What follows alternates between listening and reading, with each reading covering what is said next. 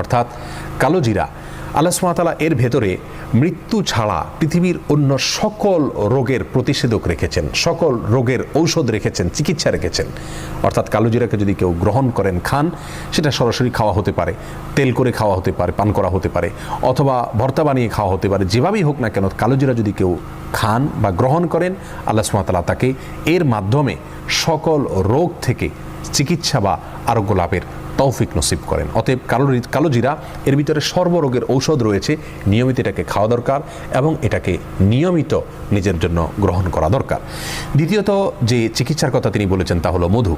মধু প্রসঙ্গে আল্লাহ সুবহানাহু ওয়া তাআলা নিজেই সূরাতুন নাহলের ৬৯ নম্বর আয়াতে বলেছেন, ফিহি শিফাউল লিন্নাস, এর মধ্যে মানুষের জন্য শিফা রয়েছে, আরোগ্য লাভের উপাদান রয়েছে।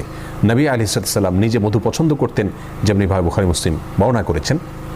আর সেই সাথে মুসনাদ হাকিমের বর্ণনা রয়েছে, তিনি বলেছেন, আলাইকুম বিশিফা আইনি,